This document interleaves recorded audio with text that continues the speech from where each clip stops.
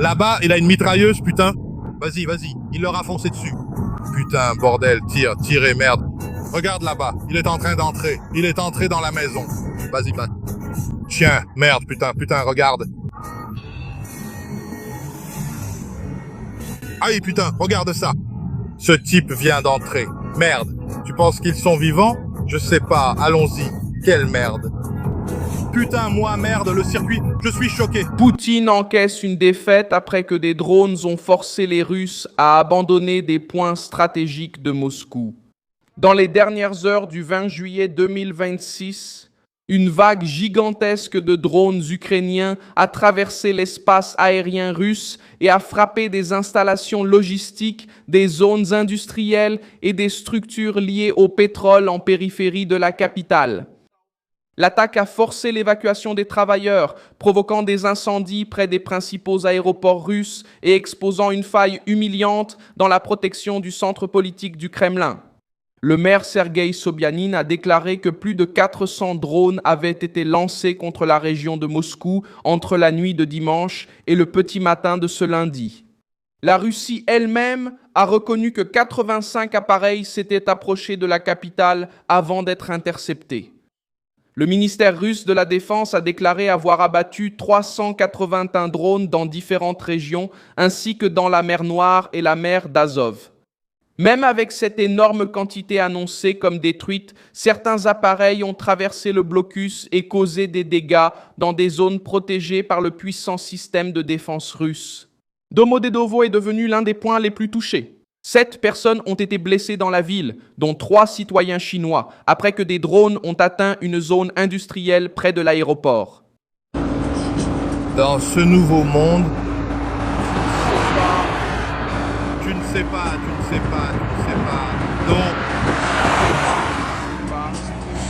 Un parc industriel a pris feu et un immeuble résidentiel a également été touché.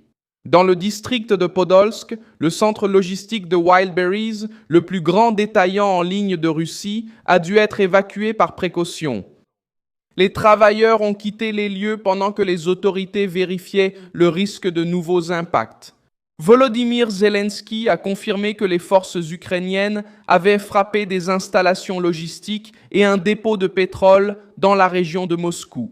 L'objectif était de neutraliser les infrastructures utilisées pour approvisionner la machine de guerre russe et de forcer Poutine à dépenser de plus en plus de ressources pour protéger son propre territoire. L'Ukraine montre que la distance par rapport à la frontière ne garantit plus la sécurité des raffineries, des dépôts, des centres de distribution ou des installations industrielles russes. C'est là que l'offensive devient un coup encore plus douloureux pour le Kremlin. 2 jours plus tôt, des drones avaient déjà frappé des centres de Wildberries à Kotovsk, dans la région de Tambov, et à Elektrostal, près de Moscou. Les autorités russes ont indiqué que 7 travailleurs sont morts à Kotovsk et que des dizaines de personnes ont été blessées lors des attaques.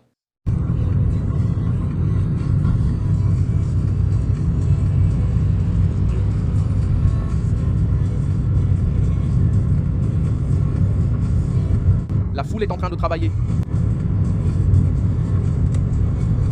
L'Ukraine accuse l'entreprise de commercialiser des matériaux utilisés par l'effort militaire russe, y compris des équipements électroniques et des produits envoyés aux unités impliquées dans la guerre. L'image publiée par Dovydas Vitkauskas montre une énorme colonne de fumée au-dessus du centre de Wildberries. L'ampleur de l'incendie montre pourquoi ces entrepôts sont devenus des cibles aussi importantes. Ils concentrent des marchandises, des véhicules, des systèmes de distribution et un réseau logistique capable de déplacer rapidement des matériaux à travers le territoire russe. La pression s'est également accrue sur le secteur des carburants. Au cours de la nuit du 19 juillet, des drones ont frappé 3 zones de stockage de pétrole à Stavropol et dans la ville voisine de Vyaznik. Les autorités locales ont confirmé des incendies dans 2 zones industrielles.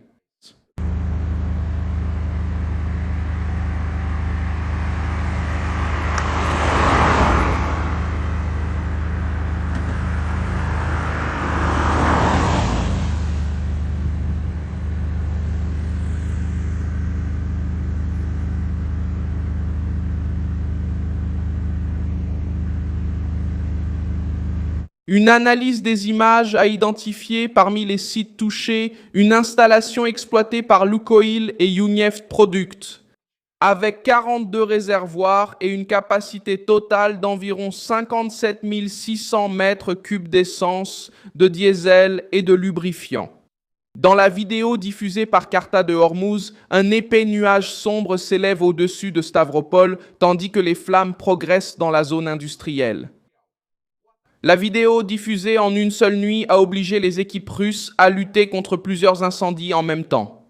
La séquence révèle une campagne coordonnée visant à disperser la défense aérienne russe sur une vaste zone, à épuiser les systèmes d'interception et à frapper le carburant utilisé par les camions, les blindés, les avions et les infrastructures militaires.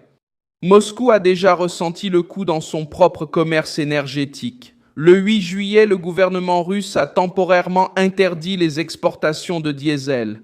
Les attaques de petits drones ont aussi augmenté sur le champ de bataille. Dans la vidéo publiée par Osint Defende, un appareil identifié par les profils comme un drone Hornet poursuit un camion russe de défense aérienne sur une route dans l'est de l'Ukraine. Les camions doivent changer de position pour protéger les troupes et les équipements, mais ce déplacement ouvre une fenêtre pour les drones rapides guidés par des opérateurs ukrainiens. La défense qui devrait chasser les aéronefs devient elle-même la proie au sol, en pleine route. La Russie a répondu en intensifiant les attaques contre l'infrastructure ukrainienne et contre la navigation civile en mer Noire. L'autorité des ports maritimes de l'Ukraine a déclaré que le cargo Golden Leo a été touché par les forces russes peu après avoir quitté Odessa. Le navire naviguait sous pavillon de la Guinée-Bissau, transportait du maïs ukrainien et avait un équipage composé de différentes nationalités. Selon l'autorité ukrainienne, 10 membres d'équipage sont morts et 8 ont été secourus. La photographie publiée par Nexta montre de la fumée s'échappant de l'arrière du navire. L'attaque contre un cargo quittant la zone de combat chargée de céréales augmente le risque pour les travailleurs civils et menace l'une des principales routes d'exportation de l'Ukraine. L'épisode souligne également la difficulté pour la Russie de contenir les drones ukrainiens, sans augmenter la violence contre les ports, les entrepôts et les routes commerciales. Un autre enregistrement publié par le profil de renseignement en sources ouvertes a été attribué à Solon, dans la région de Zaporijia. La vidéo montrerait un drone russe frappant la locomotive d'un train de passagers.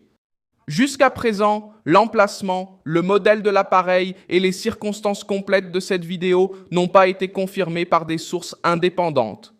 Néanmoins, la scène renforce les inquiétudes face aux attaques visant les infrastructures ferroviaires utilisées chaque jour par les civils.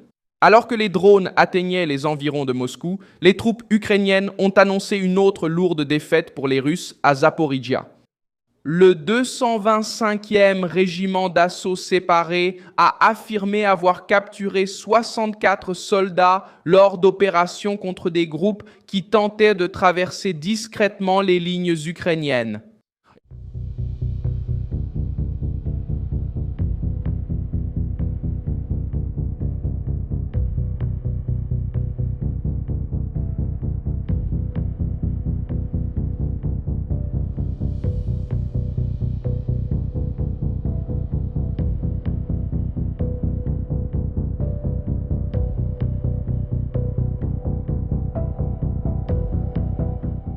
Selon l'unité, les Russes cherchaient des équipes de drones, recueillaient des informations et plantaient des drapeaux pour produire de fausses vidéos sur de prétendues conquêtes territoriales. Les captures ont eu lieu sur une période d'environ 1 mois et demi dans les zones de Ternuvati, Kozivitsev, Rizdivianka, Verkhnia Tersa et Vozdivizivka. Les militaires ont été ajoutés au groupe de prisonniers disponibles pour de futurs échanges, clôturant une opération qui devait servir de propagande pour Moscou, avec des dizaines d'hommes qui se sont rendus et ont été retirés du front. Merci beaucoup d'avoir regardé cette vidéo jusqu'à la fin. Soutenez notre projet et contribuez financièrement via la clé Pix qui apparaît à l'écran. Nous sommes une chaîne indépendante, attachée à vous informer avec exactitude. Votre contribution nous aide à continuer d'exister.